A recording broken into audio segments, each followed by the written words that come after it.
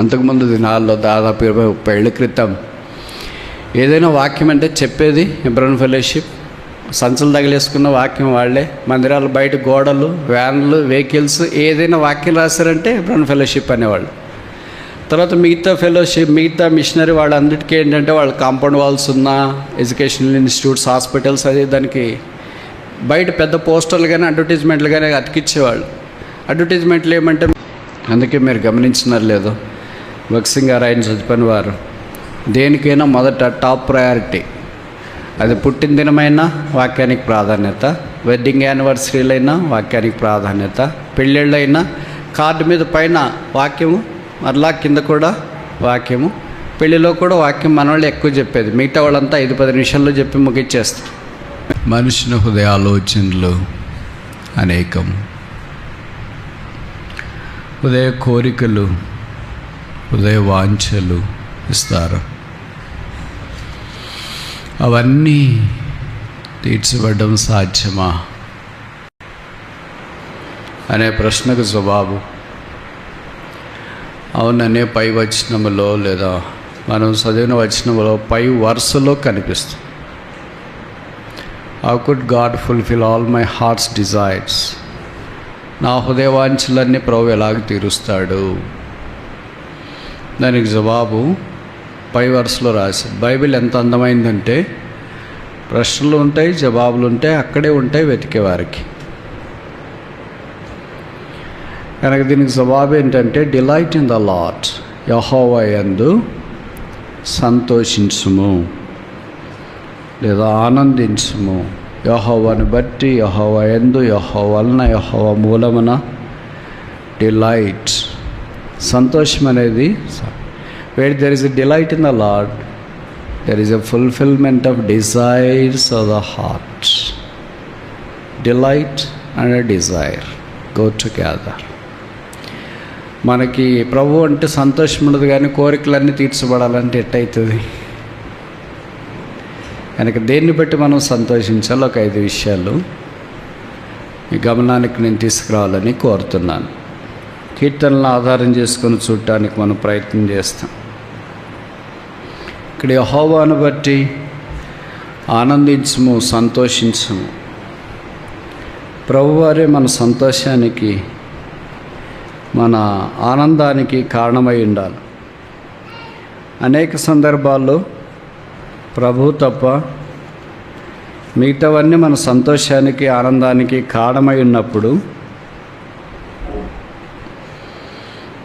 అది ఎంత దైవికమైన పద్ధతి, క్రమం కాదు. It's not a protocol. The first thing that should grab our delight is Jesus Christ. మిగతా rest of the things usually follow. మనకేమనిపిస్తుంది అంటే, మొదటి ఇవన్నీ జరిగితే అప్పుడు ప్రభు ఆనందము చూసుకుందాములే అనుకుంటాం. అటు కాదు, చూసుకునేది లేదు, మొదటే చూసుకోవాలి. అందుకే దీన్ని యాంప్లిఫై చేసి, పారాఫ్రైజ్ చేసి మత్తయి సువార్త 6:30 ప్రాంతంలో రాశారు. దేవుని రాజ్యంలో నీతిని మొదటికి వెతుకుడి, తర్వాత మీకు అన్నీ అనుగ్రహించబడు. Seek the kingdom of God first, then all things shall be added unto you. మనది ఆపోజిట్ కదా. All things be added, let me see Christ. That's not a protocol. మనం ఏదైనా చేయాలంటే ఒక పద్ధతి ప్రకారం చేస్తాం. పద్ధతి లేకుండా చేయం. మీరు అన్నం వండాలంటే ఎట్లా వండుతారు? ఒక పాత్ర తీసుకొని బియ్యం పోసేసి మంట పెడతారా? దానికి ప్రోటోకాల్ ఉంటుంది. ఒక కాఫీ చేయాలంటే ఇష్టం వచ్చినట్టు చేస్తే కుదరదు. ఆ గ్లాసులో నీళ్లు తీసుకొని దీంట్లోకి యాసిడ్ పోస్తే ప్రోటోకాలా, లేకపోతే గ్లాసులో యాసిడ్ పోసి నీళ్లు పోస్తే ప్రోటోకాలా? ఎట్లా చేసినా ఒకటి అంటే కుదరదు. కాఫీ ఎట్లన్నా చేయొచ్చు అంటే కుదరదు. దానికి స్టాండర్డ్ ప్రోటోకాల్ ఉంటుంది. ఆ పద్ధతి ప్రకారం చేస్తేనే. అందుకే మనం చేస్తే అది వేరే వాళ్ళు తింటే మళ్ళీ 108 రావాలా? అదే ప్రొఫెషనల్స్ చేస్తే చాలా బాగుందని గూగుల్లోకి వెళ్ళి ప్రత్యేకంగా మళ్ళీ కామెంట్స్ పెట్టి అది ఇది అని రాస్తాం. సో ప్రొఫెషనల్కి నాన్ ప్రొఫెషనల్కి ఎంత డిఫరెన్స్ ఉందో చూడండి. అలాగే ప్రభు దగ్గరికి వచ్చినప్పుడు కూడా everything has a protocol. The first thing is Christ must be the first priority of our life. క్రీస్తు మన జీవితంలో ప్రధాన కేంద్రం ఉండాలి. No Christ, nothing for a Christian. With Christ all things for a Christian. అందుకే యేసు ప్రభు ద్వారా అన్ని సాధ్యం. యేసు ప్రభు రక్షణ అనుగ్రహించేవాడు. మొదట రక్షణ అపోస్తుల కార్యాలు మనం చూస్తాం. అపోస్తులు ఇదే ప్రకటించినారు, మరి ఎవరి వలన రక్షణ కలగదు, యేసు నామముననే రక్షణ. అదే ప్రకటిస్తున్నాం. ఇక్కడ కీర్తన 3:8 కూడా the salvation బిలాంగెత్ unto the lord. రక్షణ యెహోవాది.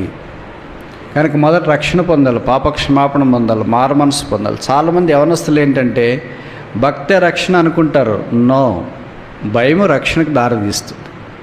చాలామంది యవనస్తులకి ఏముంటుందంటే భక్తి ఉంటుంది, భయం ఉండదు. తెలుగులో 2 పదాలు రాసింటారు, భయభక్తులు. యెహోవా యందు భయభక్తులు కలిగి ఉండటం వల్ల జ్ఞానమునకు మూలం. భక్తి ఒకటే కలిగి ఉంటే మనకంటే బయట వాళ్ళకి చాలా భక్తి ఉంది. చన్నీటితో స్నానం చేస్తారు, రకరకాలుగా వాళ్ళ భక్తి ప్రదర్శిస్తారు. వాళ్ళ భక్తితో పోల్చుకుంటే మనది ఎంత విస్మంత కూడా లేదు, అణవంత కూడా లేదు. భక్తికి దీనికి సంబంధం లేదు. దైవత్వానికి భక్తికి ముడి కాదు. దేవుడంటే భయము ప్రాముఖ్యం. అందుకే the fear of the lord is the beginning of knowledge, wisdom. తెలుగులో 2 పదాలు రాశారు, భయము ప్లస్ భక్తి. ఇంగ్లీష్లో ఒకే పదమే రాశారు, భయము అని. యేసుప్రభు యందు విశ్వాసం ఉంచడానికి యేసుప్రభు ఎవరు అనే ప్రశ్నలు ఎప్పటి నుండో ఉన్నాయి. బైబిల్లో కూడా కొంతమంది అన్నారు, ఫరో దగ్గరికి వెళ్ళి మోషే మా ప్రజలను పంపిమ్మని యెహోవా సెలవిస్తున్నాడంటే, హూ ఈజ్ యెహోవా? యెహోవా ఎవరో తర్వాత తెలుసు, కొద్దిగా వెయిట్ అండ్ సీ. తర్వాత ఈ 10 తెగుళ్ళు అయిపోయిన తర్వాత యెహోవా ఆయనకి ఎవరో తెలిసింది. అప్పుడు ఈ cannot say like that who is Jehovah అని. కనుక ఇప్పుడు మీకు అంతా ఉల్లాసము, ఉత్సాహము, డబ్బు, ఘనత, చదువు, ఎనర్జీ, బాయిలింగ్ బ్లడ్ అన్నీ ఉన్నంత దాకా who is God, who is Jesus, what is that ministry, what is that prayer, what is that Bible, what is that salvation, what is that hell, what is that heaven, all hell. కొద్దిగా పరిస్థితులు ప్రతికూలమైతే జీవితం ఎప్పుడు రంగులు రాటం కాదు, పరిస్థితులు మారుతాయి. అప్పుడు అనిపిస్తుంది, ప్రభువా, యేసు ప్రభువా, నువ్వు దేవుడు అయితే ఈ విషయంలో సహాయం చేయి. కాళ్ళ బేరానికి వస్తారు, ఏళ్ల బేరానికి వస్తారు. అప్పుడు బేరం చేసి యేసు ప్రభుని నమ్ముకోవద్దు, ఆయన వ్యాపారస్తుడు కాదు. There is no negotiation with Christ. వ్యాపారస్తులతోనైతే నెగోషియేషన్ ఉంటుంది. యేసు ప్రభు వ్యాపారస్తుడు కాదు, ఆయన సృష్టికర్త, రక్షకుడు, మనందరి కొరకు భూమి మీదకి దిగి వచ్చినవాడు. కనుక మరలా జ్ఞాపం చేస్తున్నాం, యవనస్తులారా, మీ హృదయ వాంఛలు తీర్చబడాలంటే ప్రాథమికంగా యెహోవాను బట్టి సంతోషించాలా అంటే రక్షణ మొదటి మెట్టు. రక్షణ లేకుండా హృదయ వాంఛలు తీర్చబడాలని అనుకోవడం ఒక అపోహ. నేను ఈ మాటలు చెప్తే మీరు అనవచ్చు, మరి క్రైస్తవేతరులు అంత ఉన్నారు కదా, వాళ్ళ సంగతి ఏంటి అని. వాళ్ళ సంగతి ఇప్పుడు సిలబస్లో లేదు, అవుట్ ఆఫ్ ద సిలబస్. మన సంగతిని గురించి మాట్లాడుతున్నా. మనకు మంది పట్టింపు ఉండదు, బయట వాళ్ళందరూ మనకు కావాలా, మంది మాత్రం వద్దా. మన సంగతి చూసుకో. బయట వాళ్ళు ఎప్పుడు యేసుప్రభుని గురించి వినలేదు, వాళ్ళకి యేసుప్రభుని గురించి తల్లిదండ్రులు పరిచయం ఉండకపోవచ్చు, వాళ్ళకి ఇలాంటి మందిరం వాతావరణం పరిచయం ఉండకపోవచ్చు. నీకు అన్నీ పరిచయం ఉండి యేసుని అంగీకరించకుండా వాయిదా వేస్తూ పర్లేదులే, చూస్తాంలే, చేస్తాంలే, అప్పుడుందిలే, ఇప్పుడుందిలే అనుకుంటేనే ఇంత దాకా వచ్చినావు. ఎంతకాలం అలాగపోతావు? ఎంతకాలం మునికోలకి ఎదురుదన్నుతావు? ఎంతకాలం అలాంటి జీవితం జీవిస్తావు? అన్నీ బాగున్నాయి, భక్తి బాగుంది, బైబిల్ చదవచ్చు, ప్రార్థన చేయొచ్చు, సండే క్లాస్లో పాలు పొందవచ్చు, ఇవన్నీ భక్తి. భయం అలా కాదు, యేసును అంగీకరించడానికి ఇష్టపడుతుంది. యేసు ప్రభువా, నేను పాపిని, నన్ను క్షమించంటుంది భయం. కనుక ప్రభు అయిన యేసునందు విశ్వాసం ఉంచు, అప్పుడు నువ్వు నీ ఇంటి వారినో రక్షణ పొందుతా.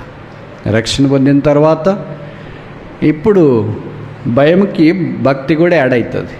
2 యాడ్ అయినప్పుడు ఆధ్యాత్మికమైన ఆశీర్వాదంలోనికి మనిషి తీసుకురాబడగలడు. మొదటి సంగతి ఇది. రెండవది, ఇదే కీర్తనలో 119:70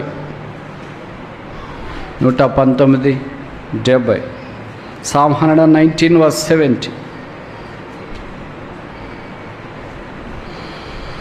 వారి హృదయము కొవ్వలే మందముగా ఉన్నది, నేను నీ ధర్మశాస్త్రం బట్టి I delight in the scriptures. నీ వాక్యమును బట్టి నేను ఆనందిస్తున్నాను. రెండవది, మన హృదయవాంఛలు తీర్చబట్టడానికి కారణం హేతు ఏంటంటే, మొదటిది డిలైట్ ఇన్ ద సేవియర్, రక్షకుని యందు ఆనందించుడి. రెండవది డిలైట్ ఇన్ ద స్క్రిప్చర్స్, దేవుని వాక్యమందు ఆనందించటం. దేవుని వాక్యమందు ఆనందం లేకపోతే అది ఆత్మీయమైన జీవితానికి ముందుకు పోవటానికి దోహదం చేయదు. అందుకే కీర్తనలో మొదటి కీర్తనలోనే రాయబడింది, యెహోవా యందు ఆనందించువాడు, లేదా ఆయన ధర్మశాస్త్రం యందు ఆనందించువాడు, దివారాత్రం దాన్ని ధ్యానించువాడు అనే పదాలు మనకు మరలా కనిపిస్తూ ఉన్నాయి.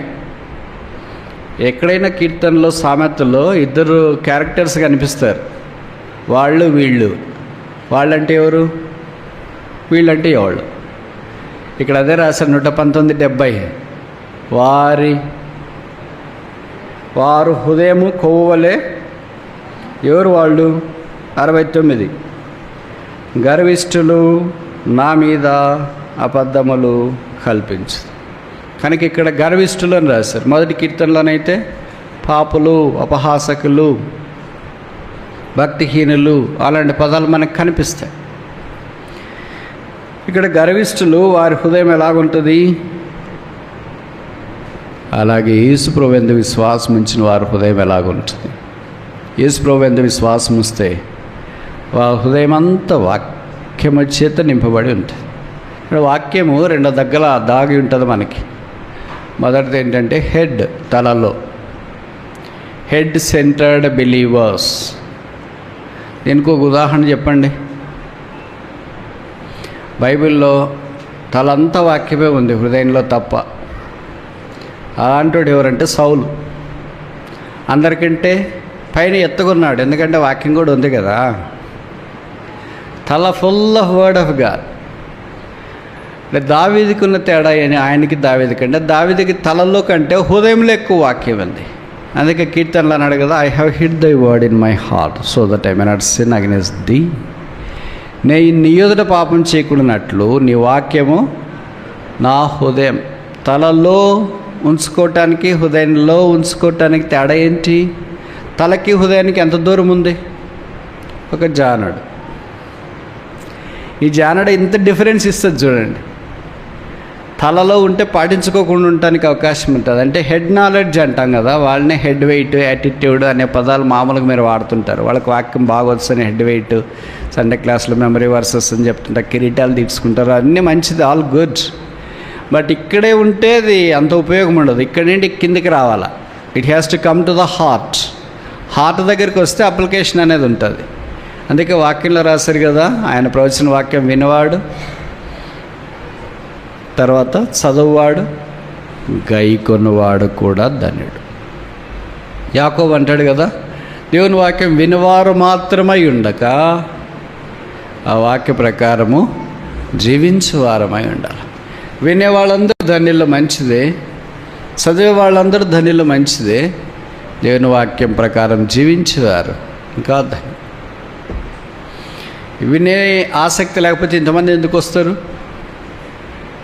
వినడం చాలామందికి ఇష్టం. సరే, ఆచరించే సంగతి తర్వాత కానీ వినలే అని మొదట మేము అనుకుంటాం. మనం కూడా అనుకున్నాం ఆచరించే సంగతి తర్వాతలే మొదట వినేసి వస్తాము అని అనుకుంటాం. ఆ బైబిల్ ఏం సెలవిస్తుందంటే, వినేవారు ఆచరించేవారుగా ఉండాలి. Listener should always a keeper of the word of God. దాని అప్లికేషన్ అనేది ఉండాలి. ప్రతిదానికి అప్లికేషన్ అనేది ఉంటుంది. మీ చదువుకు అప్లికేషన్ లేదని వాళ్ళు చేయొద్దండి. ఓన్లీ సప్లై మాత్రం ఉంది, మాది ఎకనామిక్స్ అవుతున్నాము, అప్లికేషన్ లేదని వాళ్ళు చేయొద్దండి. ప్రతి చదువుకి ఏముంటుందంటే దేర్ ఈజ్ అప్లికేషన్.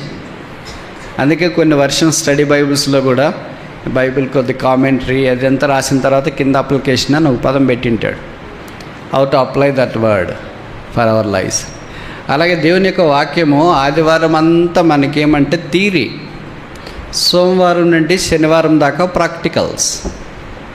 విచిత్రం ఏంటంటే మనం ఆదివారం థియరీలో 100కు 100 వస్తాయి, ప్రాక్టికల్స్లోనే 100కి 0. మీరు ఎప్పుడైనా చదివిన వాళ్ళు చెప్పండి, ప్రాక్టికల్స్లో ఫెయిల్ అయినవాడు ఎవడైనా ఉన్నాడా? ఎక్కడ ఫెయిల్ గారు? నేను కూడా టీచర్నే కదా, ఫెయిల్ అయ్యే దశకు వచ్చినాడు అనుకోడు,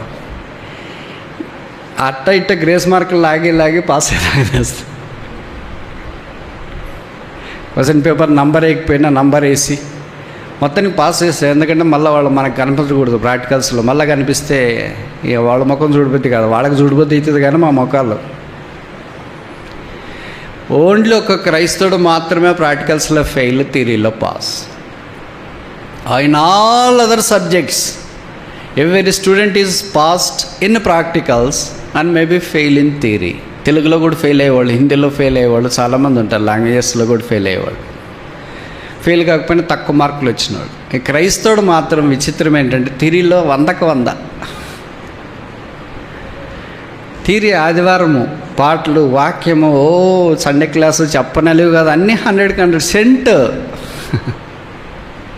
Sunday cent, Monday through, Saturday నిల్.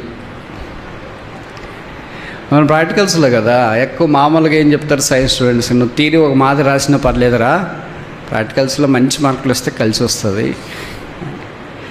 ప్రాక్టికల్స్లోనే మంచి మార్కులు రాకపోతే ఎట్లా? ఈ వాక్యం మనకు ప్రాక్టికల్స్ సోమవారం నుండి శనివారం దాకా. మనమంతా థియరీకి అలవాటు వింటాం కదా. చైనా విద్యా సంస్థల మాదిరి. చైనా విద్యా సంస్థలు అంటే తెలుసు కదా, CHINA. CHI అంటే చైతన్య, NA అంటే నారాయణ. చైనాలో చదువుతున్నాడు మా వాళ్ళు అని చెప్తుంటారు కదా కొంతమంది. ఏంటంటే పుస్తకం పట్టుకుని చదువుతుంటాడు, వానికేం కాన్సెప్ట్ రాదు, ఏం రాదు. పుస్తకం మూసేస్తే కూడా A+B² ఎంత అంటే ఫ్లోలోనైతేనే చెప్తాడు వాడు. ఫ్లో కాకుండా మధ్యలో కట్ అయింది అనుకో చెప్పలేడు. A+B² అంటే టీచర్ A+Bనా A-Bనా అంటే వానికి అనుమానం వచ్చిందంటే అర్థం పెట్టి మర్చిపోయాడు అని అర్థం.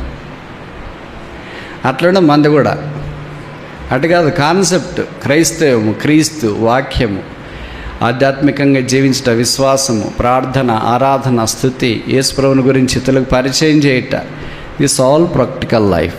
యేసుప్రభు కూడా ఇదే చేశాడు. దేవాలయంలో వాక్యం చెప్పిన తర్వాత తిరిగి ప్రాక్టికల్స్ శిష్యులకు బోధిస్తూ వచ్చిన ఆ 12 మంది శిష్యులు ప్రాక్టికల్స్ పాస్, సెంట్కి సెంట్. థియరీలో అప్పుడు ఫెయిల్ అయ్యారు, కొన్ని గ్రేస్ మార్కులు కలిపినారు. ఇప్పుడు వాళ్ళ థియరీలో ప్రాక్టికల్స్లో అపోస్తల కార్యానికి వచ్చేటప్పటికే సెంట్. అందుకనే వారు యేసుప్రభు యొక్క నామాన్ని గురించి భయపడలేదన్న వాక్యంలో మనం చూస్తున్నాం. ఈ నామమును బట్టి మేము నింద పొందటానికి, అవమానం పొందటానికి యోగ్యులము, పాత్రలమని ఎంచుకున్నారు. కనుక దేవుని యొక్క వాక్యం మన హృదయాంతరంగంలో టాప్ ప్రయారిటీ. అందుకే మీరు గమనించినారు లేదో, భక్సింగ్ గారు ఆయన చదువుకుని వారు దేనికైనా మొదట టాప్ ప్రయారిటీ. అది పుట్టిన దినమైనా వాక్యానికి ప్రాధాన్యత, వెడ్డింగ్ యానివర్సరీలైనా వాక్యానికి ప్రాధాన్యత, పెళ్ళిళ్ళైనా కార్డు మీద పైన వాక్యము, మరలా కింద కూడా వాక్యము. పెళ్ళిలో కూడా వాక్యం మనవాళ్ళు ఎక్కువ చెప్పేది, మిగతా వాళ్ళంతా 5-10 నిమిషాల్లో చెప్పి ముగిచ్చేస్తారు. మనవాళ్ళు వాక్యం చెప్తుంటే బయట వాళ్ళని ఇంకెంతసేపు చెప్తున్నారు రా, వాళ్ళు పెళ్ళి అయ్యేవాళ్ళు తొందరగా చేసుకొని బయటపడకుండా. ఛాందస్యం కాకపోతే వీళ్ళు ఎక్కడ వదలరా, ఎబ్రోన్ ఫెలోషిప్ వాళ్ళంటే అంతే. ఇంతటితో పోదు, వాళ్ళు ఛాందస్యం అని మళ్ళీ స్టార్ట్ చేస్తారు. ఎవడని చనిపోయింటారు కదా, వాళ్ళు భూస్థాపన మందిరంలో కదా, సమాధి దగ్గరికి పోయినా వర్షం పడుతున్నా ఎండన్నా కూడా ఇక్కడేం చెప్తూనే ఉంటారు. పైపై చాలా తర్కాలు కూడా ఇస్తారు. ఎందుకంటే భక్సింగ్ గారు ఇచ్చినారంట అప్పట్లో. పార్థివ దేహం దగ్గరున్నప్పుడు సమాధి దగ్గర కూడా ఆల్టర్కాలు ఇస్తే కొంతమంది రక్షణ పొందినారని చెప్తూ ఉంటారు. కనుక పుట్టక నుండి సావదాకా వాక్యం వాక్యం వాక్యం వాక్యం వాక్యం. అందుకే నీ వాక్యం నా పాదములకు దీపము, నా త్రోవకు వెలుగై ఉన్నది అని మనం చూస్తాం. అంతకుముందు దినాల్లో దాదాపు 20-30 ఏళ్ళ క్రితం ఏదైనా వాక్యం అంటే చెప్పేది ఎబ్రోన్ ఫెలోషిప్. సంచులు తగిలేసుకున్న వాక్యం వాళ్ళే. మందిరాలు బయట గోడలు, వ్యాన్లు, వెహికల్స్, ఏదైనా వాక్యం రాశారంటే ఎబ్రోన్ ఫెలోషిప్ అనేవాళ్ళు. తర్వాత మిగతా మిషనరీ వాళ్ళందరికీ ఏంటంటే వాళ్ళ కాంపౌండ్ వాల్స్ ఉన్న ఎడ్యుకేషనల్ ఇన్స్టిట్యూట్స్, హాస్పిటల్స్, అది దానికి బయట పెద్ద పోస్టర్లు కానీ అడ్వర్టైజ్మెంట్లు కానీ అతికిచ్చేవాళ్ళు. అడ్వర్టైజ్మెంట్లు ఏమంటే మీ లెట్రిన్ గుంత నిండిందే, నిండితే ఈ నెంబర్కి ఫోన్ చేయండి అని. అలాగే సినిమా పోస్టర్లు ఇవన్నిటికీ అవి కేంద్రాలుగా మారాయి. విచిత్రం ఏంటంటే అన్ని క్రిస్టియన్ ఇన్స్టిట్యూట్స్ సిటీ సెంటర్లోనే ఉంటాయి, ఏ ఊర్లోనైనా. సో వాళ్ళకి ఏమి డబ్బులు ఖర్చు లేకుండా అడ్వర్టైజ్మెంట్ జరిగిపోతుంది. తర్వాత మరి దేవుడు వారికి కూడా కృపించినాడు. ఇప్పుడు అన్నీ తీసేసి చక్కగా సున్నం కొట్టి చక్కగా వాక్యాలు రాస్తారు. బయట వాక్యాలు, లోపల వాక్యాలు, విద్యాలయాలు, ఇంక్లూడింగ్ కేథలిక్స్. వాళ్ళు ఇంతకుముందు రాసేవాళ్ళు కాదు, ఇప్పుడు అందరూ రాస్తున్నారు. ఈ ప్రభుకి స్తోత్రాలు. నేను ఒకసారి ఒక ఊరికి ఇలాగ ఒక రోజు 2 రోజులు మీటింగ్ వరకు వెళ్తున్నా. అక్కడున్న సేవకుడు, దైవ సేవకులు ఏదో వేరే ఊరు వెళ్తున్నాడు. ఆయన నాకు ఫోన్ చేసి చెప్పాడు, బ్రదర్ నేను వేరే ఊరు వెళ్తున్నా, ఇక్కడికి పరిసర కొరకే మీ ఊరు దైవ సేవకుడికి ఫోన్ చేశాను, పంపిస్తాను. చెప్పాడు అంకుల్, నాకు వెళ్ళమని ఏం చెప్పాను నేను.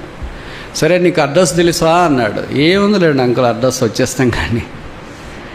అంటే పలానా ఏరియా, నేను వస్తానులేండి అంకుల్. లేదు మేము ఒకళ్ళు పంపుతాం, నీ ట్రైన్ ఏంటి, బస్సు ఏంటి, అదేంటి ఇదేంటి అని చెప్పినారు. నేను ఇంకా వయసులో ఉన్నాను కదా, ఒకళ్ళు మళ్ళీ మన దగ్గరికి రావడం ఎందుకు, ఎస్కాట్ కావడం ఎందుకు, తీసుకెళ్ళడం ఎందుకని నేను వస్తానులేండి అంకుల్ అని చెప్పేసి. సరే ఆయన ఎంత అడిగినా నేను ట్రైన్ బస్సు ఏది చెప్పలేదు, ఎవడన్నా వస్తారేమో అని. సో మొత్తానికి ఆ ఊరు దిగిన తర్వాత సాయంకాలం పూట ఇక్కడ హైదరాబాద్లో పడినట్లు బాగా వర్షం పడి చల్లగా అయిపోయింది. ఎంత ప్లెజెంట్ వెదర్ ఉందంటే అంత ప్లెజెంట్ వెదర్ ఉంది. సరే ఆ ఊర్లోన రైల్వే స్టేషన్ దిగిన తర్వాత ఆటోలు ఉన్నాయి, రిక్షాలు, ఓపెన్ రిక్షాలు అంటే మీకు తెలియదు అనుకోండి. ఇక్కడ తెలంగాణలో, ఆంధ్రలో కోస్టల్ జిల్లాలో ఉంటాయి. రిక్షా ఓపెన్గా ఉంటుంది, అంటే మనం కూర్చుంటే బయట వాళ్ళకి కూడా కనిపిస్తుంది. దాని పైన టాప్ ఏమి ఉండదు, వర్షం పడితే ఇంకంతే. అలాంటి రిక్షా ఆయన వచ్చినాడు. సార్ ఎక్కడికి పోవాలా అని అంటే నేను అనుకున్న ఎప్పుడు ఆటో వాళ్ళకి డబ్బులు ఎందుకు, వీళ్ళని కూడా కొద్దిగా ఎంకరేజ్ చేస్తాము, చిన్న చేతి పని చేసుకునేవాళ్ళు, కష్టపడేవాళ్ళు కదా అని. చర్చి దగ్గరికి వెళ్ళాలయ్యా అని అన్నాను. నాకు తెలుసురా సార్ అని. ఏ చర్చి అంటే నాకు తెలుసురా సార్ అంటే. అరే నన్ను చూస్తే నీకెడ తెలిసింది. సరే దాంట్లో కూర్చున్నా, మెల్లగా దొక్కుతున్నాడు. నాకు చాలా సంతోషంగా ఉంది. అందరు కనిపిస్తున్నారు, ప్రశాంతమైన వాతావరణము, చల్లగాలుల్లో మెల్లగా రిక్షా దొక్కుతా పోతుంటే అని అనిపించింది. అందరూ చూస్తున్నారు, నేను కూడా వాళ్ళని చూస్తున్నాను. ఇదేంట్రా బాబు, ముస్లింలు పెళ్లి కొడుకును రేగించినట్లుంది అంటే ఒక పెద్ద చర్చి దగ్గరికి తీసుకెళ్ళి నిలబెట్టినాడు. ఇదే చూడు సార్ చర్చి, ఇది కాదయ్యా మీరు చెప్తారు కదా సార్ చర్చి, అది క్యాథలిక్స్ది, మరి అమ్మ బొమ్మ అది ఇదంతా పెట్టి, ఇది కాదయ్యా అంటే ఇంకేం సార్ ఇదే పెద్ద చర్చి సార్ ఈ ఊర్లో అన్నాడు. నిజమే, ఈ ఊర్లో పెద్ద చర్చి ఇదే, కానీ నేను వెళ్ళాల్సిన చర్చి ఇది కాదని. ఏ సార్ ఎట్లుంటుంది, ఎక్కడుంటుంది అదన్నీ చెప్పండి. నాకు వీధి గుర్తులేదు. కరెక్ట్, నేనేం చెప్పినానంటే నేను వెళ్ళాల్సిన చర్చికి బయట గోడల మీద వాక్యాలు రాసింటారు చూడు, ఫోటోలు లేకుండా. ఇవన్నీ నువ్వు ఫోటోలు ఉన్న దగ్గర తీసుకొని వచ్చినావు. ఈ బొమ్మలు లేకుండా బయట గోడలన్నిటికీ వాక్యాలు రాసింటారు. యెహోవాను ఆశీర్వదించబడినవాడా లోపలికి రమ్ము, బయట నిలవనేరా రండి, యెహోవాను గురించి కానీ ఇట్లా రాసి. ఓ అదే సార్, అదైతే నాకు ఇంకా బాగా తెలుసు సార్ అన్నాడు. సరే తీసుకెళ్ళి ఒక దగ్గర పెట్టి. విచిత్రం ఏంటంటే అది మంది కాదు, ఎందుకంటే నేను ఇంతకుముందు వెళ్ళాను కనుక నాకు గుర్తుంది. ఇది కాదు, ఏంటి ఇక్కడ తీసుకుని వచ్చిన, మీరు చెప్తారు కదా సార్ బయట గోడలకు వాక్యాలు రాసింది అది అని. ఇది కాదయ్యా ఇంకోటి అన్నా. ఆయన అన్నాడు, సార్ ఇప్పుడు అన్ని చర్చిలకి రాస్తున్నారు సార్ గోడల మీద వాక్యాలు అని. సరే అన్నిటికీ రాస్తున్నారు, కానీ మొదట ఏ చర్చికి రాశారో ఆ చర్చికి తీసుకుపో అన్నా. అయ్యో ఆ చర్చి అయితే మా ఇంటి దగ్గర ఉంది సార్, పెంకులు ఉంది అన్న. కరెక్ట్, పెంకులు ఉంటే మందే, ఎందుకంటే అప్పుడు ఇంకా స్లాబ్లు వేసుకునే స్తోమత ఉండలేదు మన వాళ్ళకి. ఇప్పుడు అన్ని స్లాబ్లు వచ్చినాయి. మామూలు మందిరాలు 3 రకాలు ఉంటాయి కదా, మీలో కొంతమందికి తెలియదు అనుకుంటా. నేను వర్గీకరించిన. మొదటిది ఏంటంటే పాకులు, అంటే గుడిసెలు ఉంటాయి. గుంటూరు, గోదావరి, కృష్ణ అట్లంతా. ఆ గుడిసెలు తీసేసుకున్న వాళ్ళు ఏంటంటే పెంకలు వేస్తారు. పెంకలు అంటే తెలుసు కదా. పెంకులు తీసేసిన తర్వాత ఇప్పుడు 3వ రకం ఏంటంటే స్లాబ్లు వచ్చినాయి. ఇప్పుడు 3వ రకంలో ఉన్న రేకుల మధ్యలో వచ్చినాయి, కానీ ఎక్కువ కాలం లేవు, ఎగిరిపోయినాయి. ఎందుకంటే పాకలు, పెంకలు, స్లాబులు కావాలనుకుంటే బ్రాకెట్లో రేకులు కలుపుకోండి. అదైతే మాకు తెలుసు సార్ అన్నాడు. సరే అక్కడ తీసుకెళ్ళన్న. కరెక్ట్ తీసుకెళ్ళి అక్కడ నిలబెట్టాడండి. అది మనం అన్నిద్దరమే, సార్ వీళ్ళు ఎప్పుడు కొట్లాడుకుంటుంటా. సరే నేను టాపిక్ మార్చాలి కదా, నీకు డబ్బులు ఎంత కావాలంటే ఎంతో కొంత ఏంటి సార్ అన్న. సరే డబ్బులు ఇచ్చేసి పంపించిన. మళ్ళీ ఇక్కడికి రమ్మంటే నేను వస్తాను సార్ అని చెప్పినాడు. వద్దులే మళ్ళీ మా సంగతి అంతా నీకెందుకు. ఇక్కడ చెప్పదలుచుకున్న సంగతి ఏంటంటే, దేవుని మందిరాలకు వెళ్ళపట్ట గోడలకు కూడా దైవవాక్యము ప్రాముఖ్యంగా కనిపించింది. అంటే బయట సామాన్య పబ్లిక్ రిక్షా వాళ్ళకి కూడా, కూరగాయలు అమ్మేవాళ్ళకి, తోపుడు బండ్లు అమ్మేవాళ్ళకి, వాళ్ళకు కూడా మందిరాలు చర్చెస్కి బయట దేవుని వాక్యాలు రాస్తారు. అలాగే దైవం దాసుడు భగత్ సింగ్ గారు, ఆయన చదువుకున్న వారు మనకు వాక్యంలో పుట్టి, వాక్యంలోనే పెరిగి, వాక్యంలోనే జీవించి, వాక్యంలోనే ఈ లోకాన్ని విడిచిపెట్టేది నేర్పిస్తొచ్చు. ఈ వాక్యం నా పాదములకు దీపము, నా త్రోవకు వెలుగై ఉన్నది. కనుక రెండవది, delight in the word of God. దేవుని వాక్యం అందు యవనస్తులు సంతోషించు. మనకు దాని మీద ఆశ, సంతోషం లేదనుకో, ఏమని అర్థం? ఇప్పుడు మీలో చాలామంది యవనస్తులు ఉన్నారు కదా, మీకు మామూలుగా ఆకలి ఎక్కువ వేస్తుంది. ఎప్పుడైతే పూట బిర్యానీ కావాలన్నా పర్వాలేదు అనిపిస్తుంది. మీకు ఆకలి ఎదురా, తినింది అరగలేదు అని అన్నారు అనుకో, మీరు ఏమని అర్థం? మీ శరీరంలో ఆరోగ్యము లేదు. మీరు పూటకి ఆకలేసి మమ్మీ దగ్గరికి వచ్చి, మా అన్నం ఉదయం తిన్నాం కదా, డబుల్ ఆమ్లెట్లు, దోశలు అన్నీ తిన్నాం, ఎప్పుడూ అరిగిపోయిందమ్మా. వాళ్ళకి ఆరోగ్యం ఉంది అని అంటారు. వయసును బట్టి ఆకలి కలుగుతుంది. అలాగే ఆత్మీయంగా దేవుని యొక్క వాక్యం అంటే ఆకలి, తృష్ణ, దాహము. కీర్తనలో రాశారు కదా, దుప్పి నీటి వాగుల కొరకు ఆశపడుచున్నట్లు దేవుని వాక్యము కొరకు ఆశ పెట్టుకొని ఉన్నాను. యెహోవా మీద ఆశ పెట్టుకుని వాడు ధన్యుడు. అదే దేవుని యొక్క వాక్యం. మూడో చూస్తామా, కీర్తనలు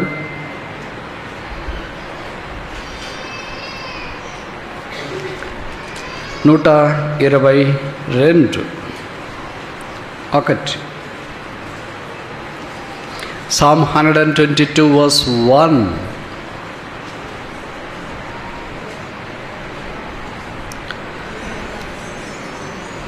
యెహోవా మందిరమునకు వెళ్ళుదము, జనులు నాతో అన్నప్పుడు నేను I was glad, delight when they said unto me, let's go to the house of the Lord.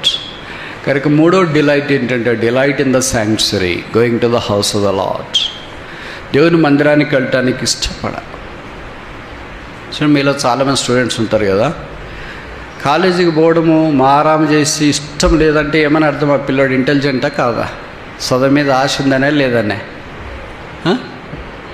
అంటే వెళ్ళే వాళ్ళకంతా ఆశ ఉందని కాదు, వెళ్ళే వాళ్ళలో దాదాపు కొంత శాతము వేరే పనికి వెళతారు. వాళ్ళకి ఫ్రెండ్స్, ఆ సర్కిల్ ఈ సర్కిల్ తిని ఉదయం నుండి సాయంకాలం దాకా అటు ఇటు తిరిగి వాళ్ళ నీళ్ళు గొడవ చేసి అల్లరి చేయించవచ్చు అని, అది సర్కిల్ వేరే.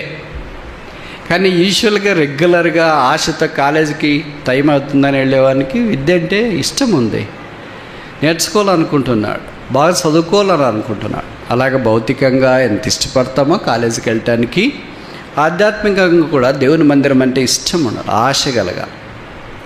ఆ దేవుని మందిరానికి వెళ్ళాలనే కోరిక ఉండాలి. వెళ్ళేటప్పుడు ఎలాగ ఉండాలంటే మనకి ఇష్టమైనట్లు వెళ్ళటానికి కుదరదు. అందుకే కొంతమంది యవనస్తులకి చెప్తుంటాం కదా, ఈ డ్రెస్ ఎందుకు వేసుకున్నారు, అట్లెందుకు కటింగ్ ఉంది, ఇట్లా అని చెప్తే వాళ్ళు ఏమనుకుంటారు, ఇట్లొద్దని బైబిల్లో ఎక్కడుంది బజార్ అంటారు. కొన్ని చేసుకోమని ఎక్కడుంది అదన్నా చెప్పండి.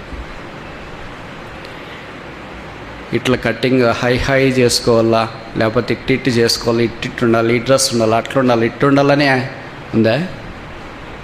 మీరు వేసుకునే దానికి, చేసేదానికి ఉందంటారా? లేదు. బైబిల్లో ప్రసంగి 5:1 చెప్పబడింది, మహాజ్ఞానైన సొలొమోను రాశాడు, నీవు దేవుని మందిరమునకు వెళ్ళినప్పుడు నీ ప్రవర్తన జాగ్రత్తగా చూసుకో. You should look like godly people ఎలాగుంటారో అలాగ ఉండాలి. అన్గాడ్లీ పర్సన్ మాదిరి ఉండకూడదు. కొంతమందిని చూస్తేనే మాకు అర్థమవుతుంది, వీళ్ళకి ఆశ లేదు, వీళ్ళకి ఇష్టం లేదు, వీళ్ళకి ప్రభు అంటే మక్కువ లేదు అని అర్థమవుతుంది. Face is the index of mind అని అంటారు కదా ఒక సామెత.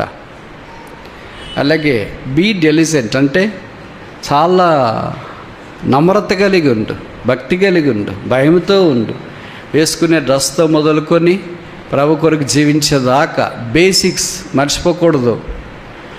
నేను ఇవన్నీ బేసిక్స్ చెప్తున్నా. మీకేమనిపిస్తుంది అంటే అంత మర్మాలు చెప్పాలి కదా, బేసిక్స్ చెప్తున్నాడు ఏంటి బ్రదరు అని. Back to the basics. ఎప్పుడైనా మీకు తెలుసు కదా, మన భారతదేశ ఇండియా క్రికెట్ టీము ఓడిపోయింది అంటే అర్థం ఏంటంటే బ్యాటింగ్ రాక్ కాదు, బౌలింగ్ రాక్ కాదు, టాస్ ఓడిపోయి కాదు.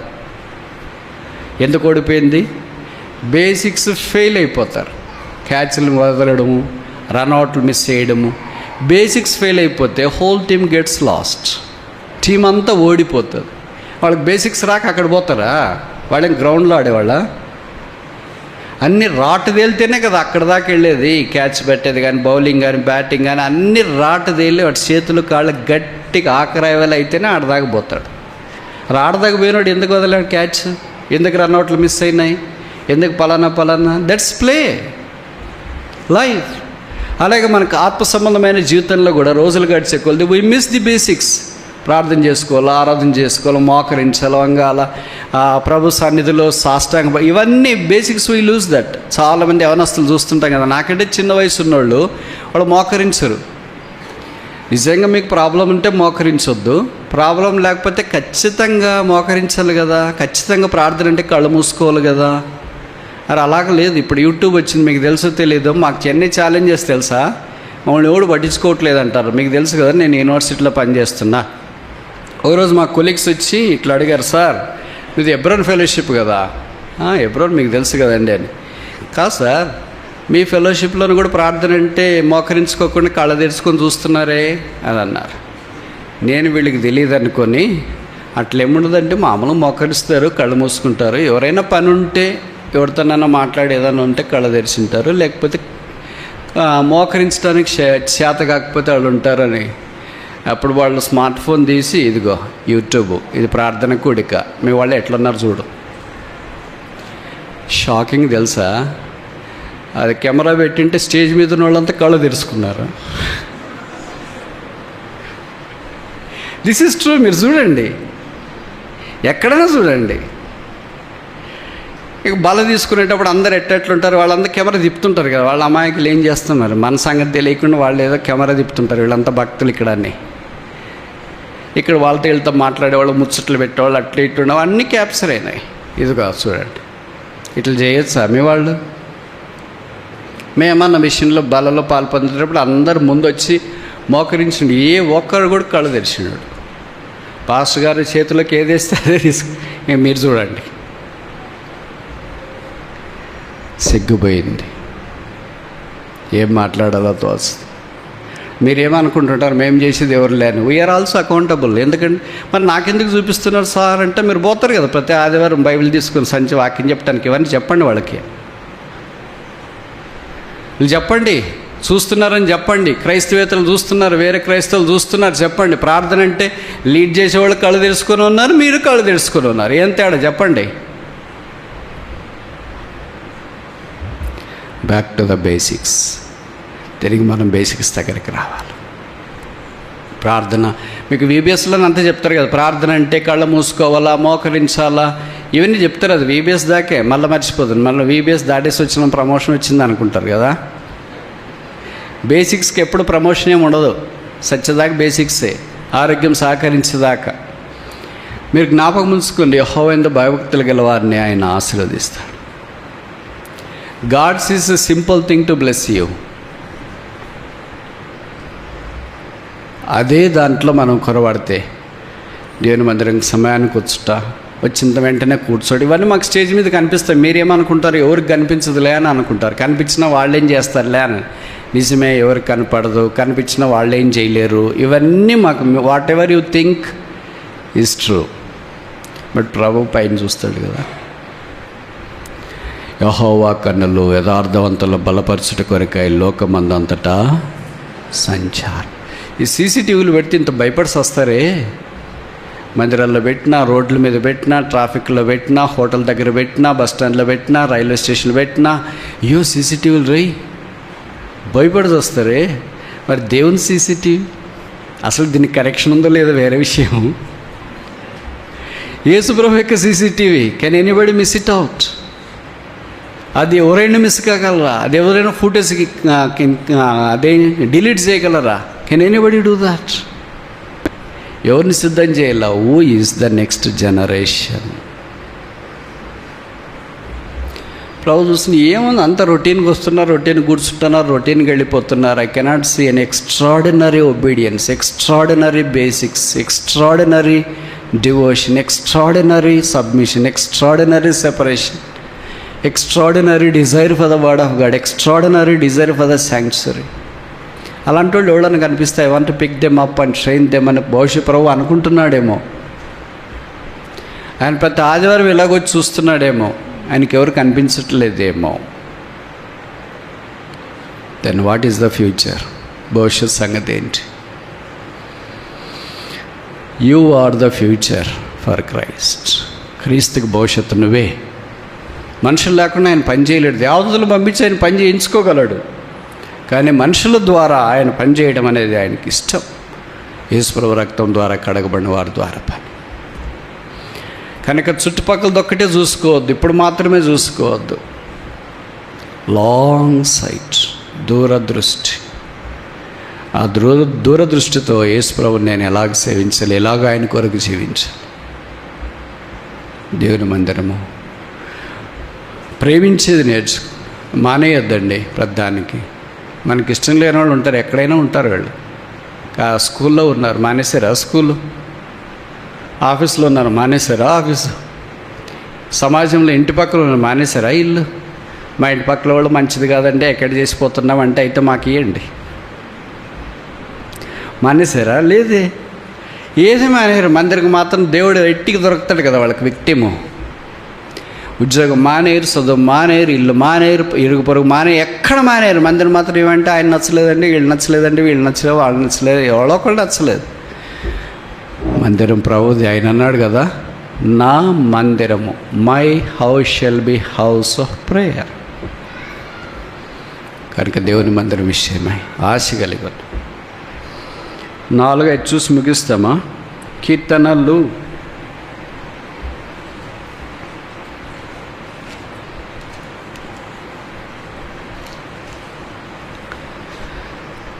102, 102.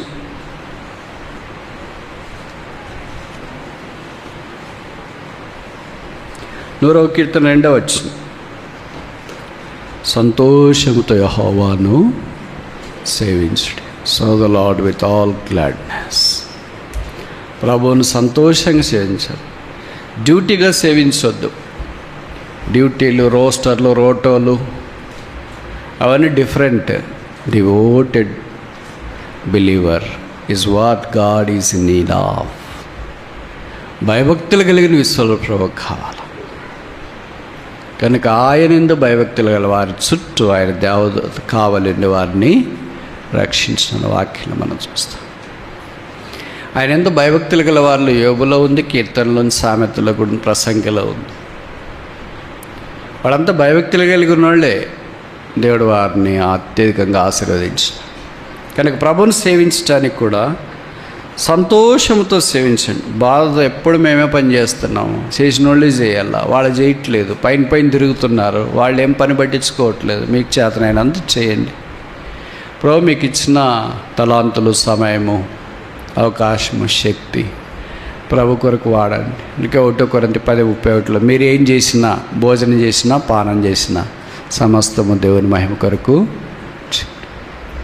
1 కొరింథీ 15:58 ఉంది. కాబట్టి నా ప్రియ సహోదరులారా, బ్రాకెట్లో సహోదరులారా, ప్రభు కార్యాభివృద్ధి ఎందు ఎప్పటికీ ఆసక్తులైనాడు. మన ఆసక్తి ఎప్పుడు ఉంటుందంటే అన్ని పరిస్థితులు బాగున్నప్పుడు ఉంటుంది. మనకి అంత ఇంత ఏదో జరుగుతున్నప్పుడు బాగుంటుంది. అన్ని ప్రతికూలంగా ఉన్నప్పుడు మన ఆసక్తి సన్నగిల్లుతుంది. నీ ఇంటిని గురించిన ఆసక్తి నన్ను భక్షించుచున్నది. ఆసక్తి తగ్గకూడదు. ఆసక్తి 5 రకాలుగా ఉంది. మనకి ఏ ఆసక్తి ఉంది? ఏదో ఒకటి ఉందిలే అని అనుకుంటా. దైవాసక్తి కావాలి. కొరింథీ రాసిన 2వ పత్రిక 11 అనుకుంటా పౌలు అన్నాడు, దేవాసక్తితో ఒక్క పురుషునికే కన్నికగా ఉన్న వధువుగా ఉన్నట్లు నేను నిన్ను ప్రధానము చేసేది. భౌతికమైన ఆసక్తులన్నీ మర్జి కావాలి ఎక్కడ దేవాసక్తి దగ్గర. దైవ చిత్తానుసారమైన ఆసక్తి కావాలి. మనకు ఆసక్తి దేవుని నీతిని నెరవేర్చదు. మనకిష్టమైంది మనం చేస్తాం, మనకిష్టం కానప్పుడు మానేస్తాం. అది కాదు దేవాసక్తి. యేసు ప్రభు వారు ఎలాగున్నారో అలాగే మనము నడవాలని దేవుని యొక్క ఉద్దేశం. ఆయన దేవాలయం అయ్యండి దేవుని మందిరానికి వెళ్ళాడు.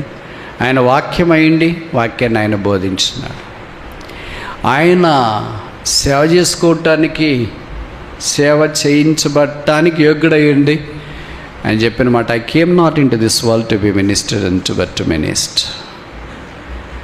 నేను సేవ చేయించుకోవటానికి ఈ లోకంలోనికి రాలేదు, సేవ చేయటానికి ఈ లోకంలోకి వచ్చిన. ఆయన చివరి దాకా సేవ చేస్తూనే వచ్చినాడు. ఆయన సేవ ఇది నన్ను మన క్రైస్తవ లోకానికి మాదే. కనుక ప్రభువు వలే సేవించటం, ప్రభువు వలే జీవించటం, ప్రభువు వలే మాట్లాడటం, ప్రభువు వలే ఆసక్తి కలిగి వినటం. అప్పుడు ఆయన మన హృదయ వాంఛను తీర్చు. చాలామంది అనుకుంటాం మనము, నాకు చాలా ఆశలు ఉన్నాయి బ్రదర్ హృదయంలో, ఒక్కటి కూడా తీర్చబడట్లేదని. మంచివే కావచ్చు, దేవుని కొరకు జీవించాలా, సాక్ష్యం చెప్పాలా, లేకపోతే లోకంలో ఉన్నతమైన స్థానంలో ఉండాలి, ఇలా దైవికమైనవి అన్నీ మంచివే. 2 పేతురు 1:3 ఉంది కదా, జీవమునకును భక్తికిని కావాల్సిన వాటన్నిటినీ ధారాళముగా దయచే దేవుడు. మనకు 2 కావాలా, జీవానికి కావాలా, భక్తికి కూడా కావాలి. జీవం అంటే బతకటానికి కావాలా. మనం సరిగ్గా బతకలేకుండా, దేవుని మహిమ కొరకు బతకలేకపోతే మనం బయటికి పోయి సువార్త చెప్తే ఏమనుకుంటారు, వాళ్ళు ఎలాగ అంగీకరిస్తారు? కనుక జీవానికి అవసరం కావాలా, అలాగే భక్తికి, ఆత్మ సంబంధమైన జీవితానికి కూడా అవసరమైనవి అంటే వాక్యము, పరిచర్య, దేవుని పరిశుద్ధాలు, ఇవన్నీ ఆయన మనకు ధారాళంగా దయచే దేవుడు. కనుక యెహోవాను బట్టి సంతోషించుము, ఆయన నీ హృదయ వాంఛ తీర్చు. 4 విషయాలు చెప్పిన. మొదటిది ఏంటి? డిలైట్ ఇన్ ద సాల్వేషన్, రక్షణను బట్టి సంతోషించండి. రెండవది ఏంటి? డిలైట్ ఇన్ ద స్క్రిప్చర్స్, వాక్యమును బట్టి సంతోషించు. మూడవది ఏంటి? డిలైట్ ఇన్ ద శాంక్చురీ, దేవుని మందిరాన్ని బట్టి సంతోషించండి. నాలుగవది ఏంటి? డిలైట్ ఇన్ ద సర్వీస్, ప్రభువును సేవించట్లో సంతోషించడం. అలాగే ప్రభు కొరకు మనం జీవిస్తూ ఆయన ద్వారా మన హృదయ వాంఛలు తీర్చబడి యెహోవాను బట్టి ఆనందించినట్లుగా ప్రభువు మనకు సహాయం చేయనుగాక.